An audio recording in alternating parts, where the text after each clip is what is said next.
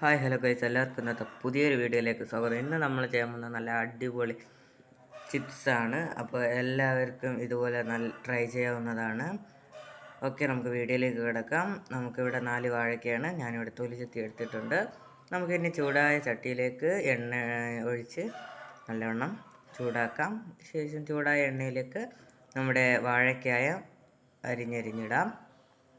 നമ്മൾ അരിഞ്ഞു വെച്ച ശേഷം ഇടരുത്, എങ്കിൽ അത് ഒട്ടിപ്പിടിക്കും. അതുകൊണ്ട് എണ്ണയിൽ അപ്പം തന്നെ ഇതുപോലെ അരിഞ്ഞരിഞ്ഞ് ഇടുക. കാരണം അല്ലാതെ ഇങ്ങനെ ആകുമ്പം തനിയായിട്ട് നല്ല അടിപൊളിയായിട്ട് വരും. ഓക്കെ, ഇതാ നമ്മുടെ വാഴയ്ക്ക നമ്മളിവിടെ ഒരു സെറ്റ് ഇട്ടിട്ടുണ്ട്. ഈ ഒരു സെറ്റ് എന്ന് പറഞ്ഞാൽ ഏകദേശം 2 വാഴയ്ക്കയാണ്. ഓക്കെ, നമ്മളിപ്പോൾ നമ്മുടെ ചിപ്സിനെ എടുത്ത് നമുക്കിതിലേക്ക് മാറ്റാം.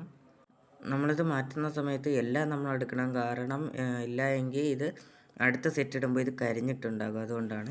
കുറച്ച് ദിവസത്തേക്കൊക്കെ വച്ചിരിക്കാൻ വേണ്ടിയിട്ടാണെങ്കിൽ അതിലേക്ക് മുളക് പൊടി ഇട്ടാൽ അത് കൊയ്യുന്നത് പോലെയാകും. അതുകൊണ്ട് മുളക് പൊടി ഇടാതെ നമുക്ക് ഉപ്പ് മാത്രം ഇട്ട് വയ്ക്കാം. ഓക്കെ, നമ്മളിവിടെ നമ്മുടെ രണ്ടാമത്തെ സെറ്റും കൂടെ ഇടുകയാണ്. ഓക്കെ, നമുക്കിത് രണ്ടാമത്തെ സെറ്റ് കൂടെ റെഡിയാക്കി നമ്മൾ വെച്ചിട്ടുണ്ട്. ഓക്കെ, നമ്മുടെ ചിപ്സ് നല്ല അടിപൊളിയായിട്ടുണ്ട് ഗൈസ്. എല്ലാവരും ഇതുപോലെ ട്രൈ ചെയ്ത് നോക്കുക. ഓക്കെ, നമ്മുടെ വീഡിയോ ലൈക്കും ഷെയറും സബ്സ്ക്രൈബും കൂടെ ചെയ്ത് സപ്പോർട്ടും കൂടെ ചെയ്യണേ.